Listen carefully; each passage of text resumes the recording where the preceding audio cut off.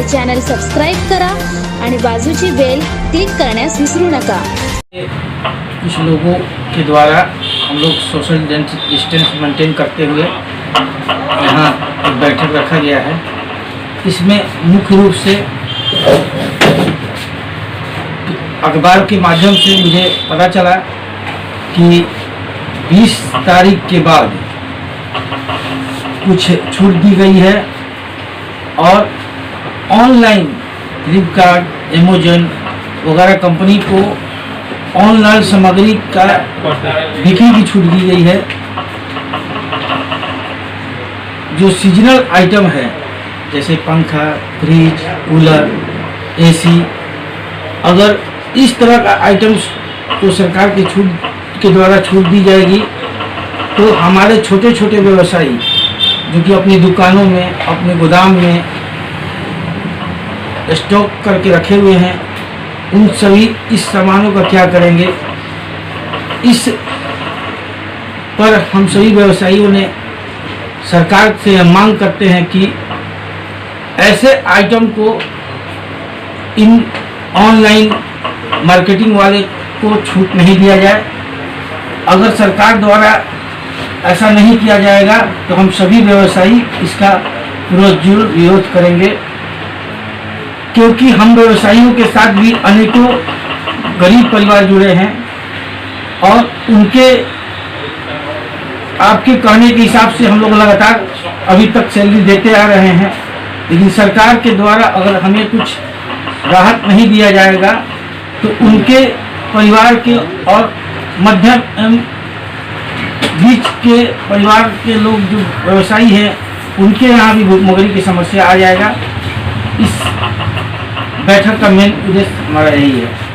किस प्रकार की आप सरकार से उम्मीद करते हैं कि आप हम सरकार से उम्मीद करते हैं कि ऑनलाइन जरूरत चीज़ों को सेल किया जाए, लेकिन चूँकि वह इन वस्तुओं का मात्र 2 महीने का सीजन होता है और 2 महीने बाद 1 साल तक उस वस्तुओं को बिक्री नहीं होगा।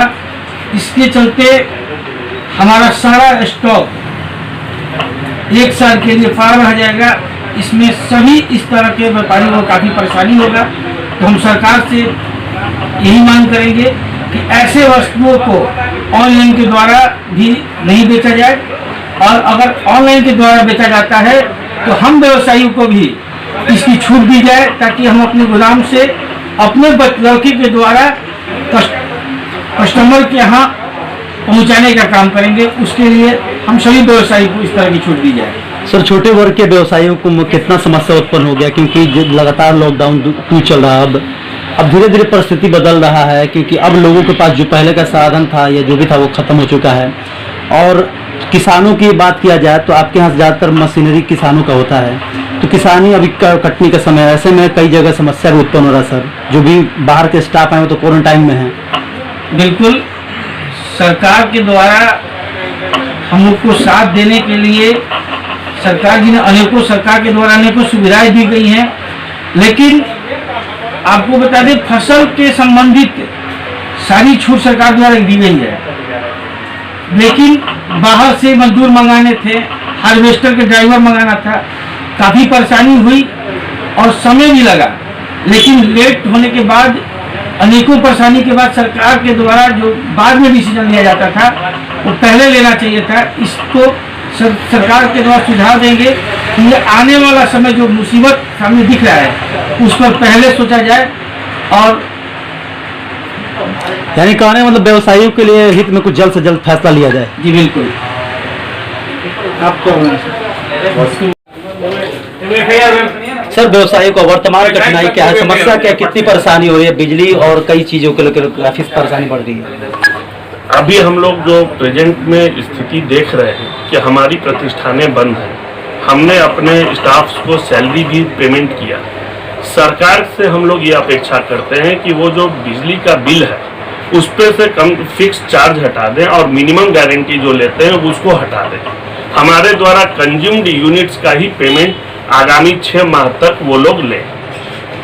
क्योंकि फिक्स चार्ज में क्या होता है कि हमारे द्वारा लिए गए लोड, डिपार्टमेंट के द्वारा सैंक्शनड लोड का 80% मान लिया जाता है कि आपके यहाँ कंजम्पशन हो रहा है। हमारी यूनिट्स अभी चल नहीं रही हैं, हमें तनख्वाह का भी बोझ है, ब्याज का भी बोझ है। कहीं से ब्याज में हमें कोई रियायत नहीं दी गई है, बल्कि बैंकों ने जो अनाउंसमेंट किया कि हम 3 माह ब्याज नहीं मांगेंगे, लेकिन वो मांगेंगे नहीं, उस ब्याज पे ब्याज लेते रहेंगे जब तक कि मैं उसका पेमेंट ना करूं। तो ये तो पैनल इंटरेस्ट भी हम पेमेंट कर रहे हैं, तो वो कहीं से भी सरकार ने हमें अभी रियायत नहीं दी है। तो हम सरकार से हमेशा ये अपेक्षा करते हैं कि छोटे व्यवसायी जो सबसे बड़े नियोक्ता हैं, रोजगार प्रदाता हैं, उनके लिए भी सम्यक ध्यान दें और बिजली बिल पर और बैंकों के ब्याज पर ध्यान दें। सिर्फ ये प्रलोभन न दे कि बैंक ब्याज पे पैसा देने को तैयार है, ब्याज पे पैसा लेके टैक्स जमा कर दो। ये प्रलोभन से व्यवसायी यदि फंसते हैं तो वो अकाउंट एनपीए भविष्य में होना ही है।